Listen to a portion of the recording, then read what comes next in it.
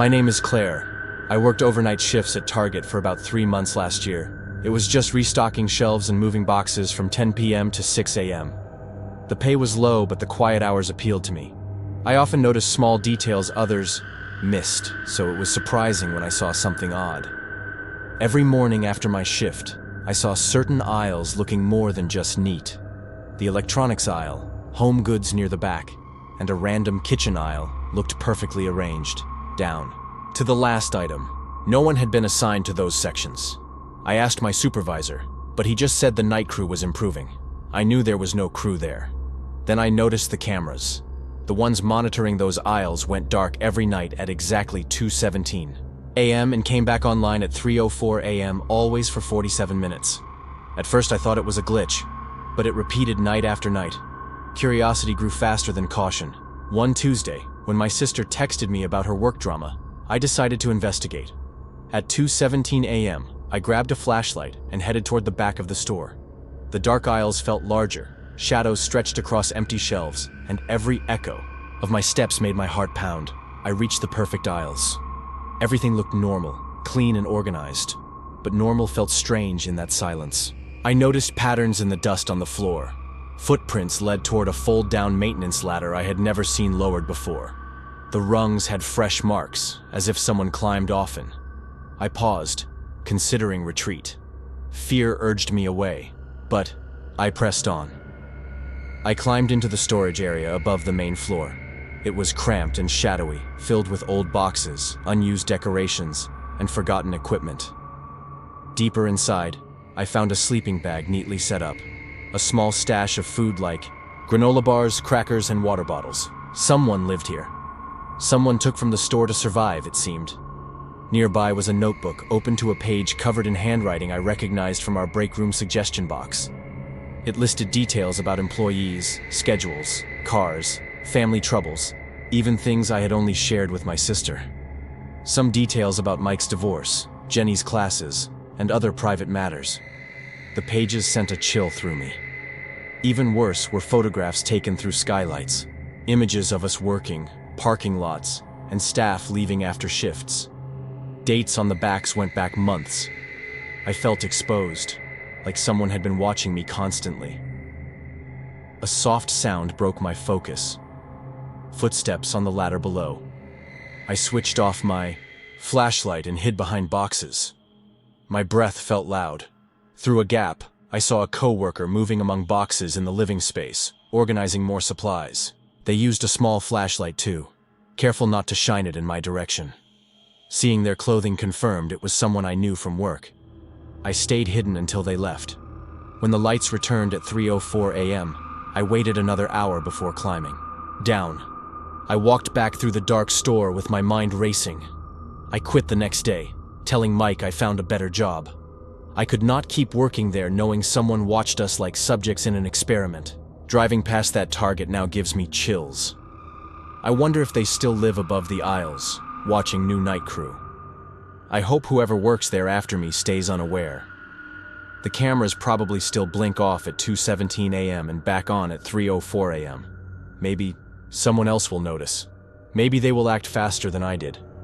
Working overnight meant long hours alone in dim aisles. The store felt vast and empty except for distant hums and occasional intercom whispers. I learned every corner. How the exit sign flickered at 4:22 a.m. How the air was colder near the back door. How faint noises echoed oddly at night. I had noticed dust patterns near the perfect aisles before. Footprints too careful to be random, but I did not know their meaning until later. These details made me vigilant. I often crept on breaks with my flashlight, checking shelves carefully to stay alert. After discovering the hidden living space, every flicker seemed ominous and every creak made me jump. Sleep left me. I replayed each shift, wondering if I had unknowingly crossed paths with the coworker living above. Guilt mixed with fear when I recalled sharing casual jokes or greetings. The notebook showed months of surveillance. I thought about calling police, but feared retaliation without a name. Confrontation felt impossible. Quitting seemed safest, yet the memory still haunts me. Driving past the store at night gives me chills. I hope I never learn who watched us all those nights.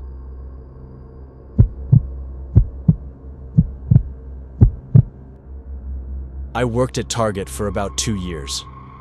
Night shifts mostly. I'm not gonna lie, I needed the money and they paid decent for closing. But man, I wish I never took that job. The fitting rooms were always weird during closing. Like, you know how some places just feel off? That's how those rooms felt, empty but not really empty, if that makes sense. I always rushed through checking them. My co-worker Jessica used to joke that the mirrors looked like they were watching us back, but I never thought it was funny. One night in October, I think it was a Tuesday, I was doing my usual sweep before we locked up. All the fitting rooms were supposed to be empty and unlocked. Store policy, you know? But room number 4 was locked from the inside. I knocked. No answer. Knocked again. Nothing. The silence felt thick, heavy.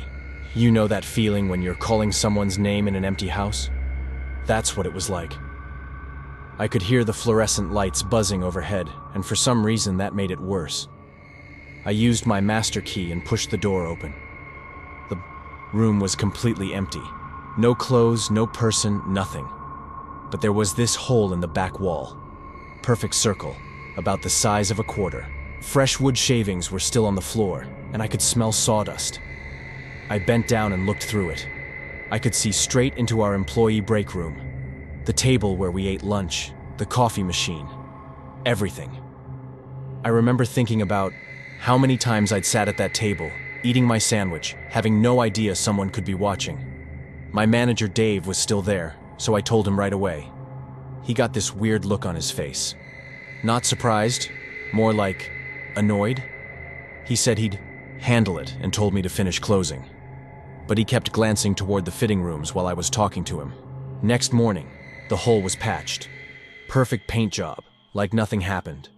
Dave pulled me aside and made me sign some paper about routine maintenance issues and keeping quiet about it. Said it was just old building stuff. The paper had big, fancy letterhead, like from a law office or something. But I started noticing things after that.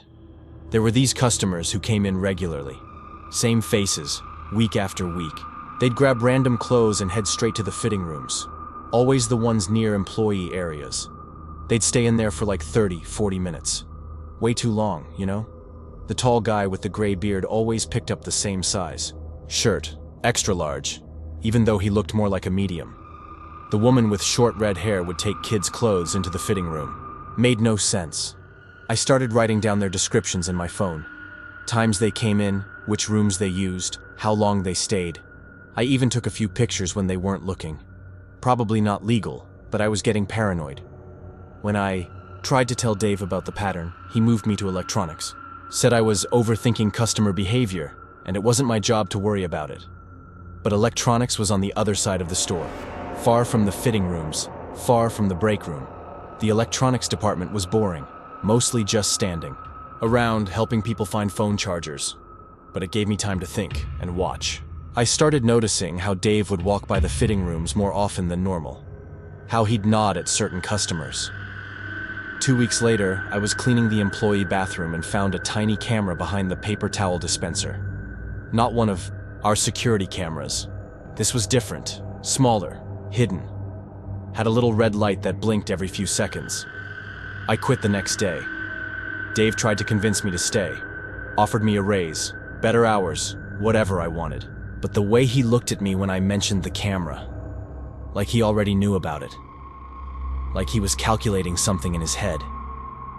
I never reported it to corporate or the police. I probably should have. But I was scared. What if they were watching me too? What if there were more cameras I didn't know about? What if Dave had connections with corporate? Sometimes I drive past that Target. The fitting rooms are still there. People still use them. I wonder if they know. I wonder if the holes are still there, just better hidden. I wonder if Dave still works there. I work at a grocery store now. Day shifts only. No fitting rooms. No cameras in weird places as far as I know. But I still check bathroom stalls for cameras. Old habits, I guess. My girlfriend thinks I'm paranoid, but she doesn't know the whole story. Some things are better left unsaid.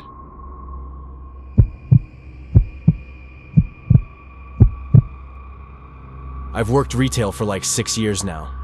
Different stores, different managers, same drama. But what happened to my coworker Sarah at Target still haunts me. Sarah worked the customer service desk. Sweet girl, maybe 22, always wore bright, pink scrunchies. She clicked her pen when nervous, and that week she clicked it more than usual. I had handled odd customers before, weird returns and rude shoppers. I thought I knew how to stay calm. I noticed shifts in energy at the store, small changes in coworkers' behavior after Sarah's deliveries began. It started with a return on Tuesday afternoon. A man came with a KitchenAid mixer costing around $300. He seemed off, looking over his shoulder and tapping fingers. Sarah processed it because policy said to. Receipt matched, and serial numbers looked right. Later, she said the numbers felt too clean, almost fake. 3 days later, Sarah called me, frantic. The same mixer sat on her apartment doorstep with a note. Thanks for your help. Now we're even. No delivery truck, no knock, just the box left. Outside. She brought it back to work. We checked our system. Nothing. No record of the transaction. No receipt in the database. It was like it never happened, but we both remembered. Then deliveries began. Expensive items appeared at her place. Bluetooth speakers, a tablet, designer handbags. Each time with the same note and handwriting. She never ordered anything. She brought the items to work, showed us the notes, asked what to do. The police would not help, saying free gifts are not theft. She explained the erased record, but they dismissed her. I started staying late with Sarah. She was afraid to walk to her car alone. She checked the parking lot multiple times before leaving, always looking over her shoulder. She stopped going out for lunch and ate at her desk. She said she felt watched. One evening after closing, we noticed a small card taped to the service desk window. It read, "Nice work today. We see you too." No signature. Sarah's hands shook, reading it. We never saw anyone tape it. The security cameras did not record anything unusual at closing. The final delivery was the worst. A professional-grade security camera system arrived at her door. A note said, "So you can see us coming next time." That felt like a threat. Someone wanted her to know they watched. She quit the next morning without notice. She packed fast and left town. I heard she moved to Arizona to feel safer. I still hear from Sarah sometimes. She texts photos of her doorstep. They are always empty. But she says she hears packages at night, footsteps on stairs, then silence. She is too frightened to call the police again. After she left, I transferred departments. Customer service felt cursed. Now every return makes me tense, especially expensive ones. I check serial numbers twice and study faces too long. Every odd customer makes me uneasy. I imagine someone watching my reactions. My co-workers whispered about Sarah. Some thought she overreacted, others seemed uneasy. I listened for rumors but found none that made sense. The silence around her story made it worse. I felt isolated, fearing I might be next, yet unsure how to share my worry. I replay events in my mind, wondering who that man was and what he wanted. Was he testing Sarah or sending a message? Did he choose her by chance or plan? I think about the cameras.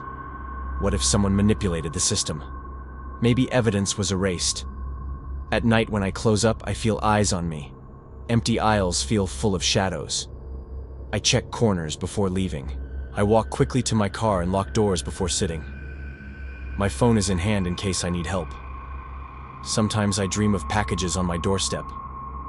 I wake sweating, relieved it was a dream, but fear stays. I imagine notes left with my name, reminders. Someone watched me. I avoid sharing schedule or plans. I feel exposed. My anxiety followed me home. I double-checked locks and windows each night. The fear crept into everyday life. I wonder how long this horror will last. I still wonder if that man is out there choosing a new employee to terrorize. I fear the pattern is not over. Maybe someone at work is involved, manipulating records and cameras, watching for months for a twisted purpose. But maybe it was one deranged person targeting Sarah. Maybe she was unlucky. Maybe I will never know the truth. Maybe the serial numbers were fine and this was random. Maybe I should move on. Maybe forever.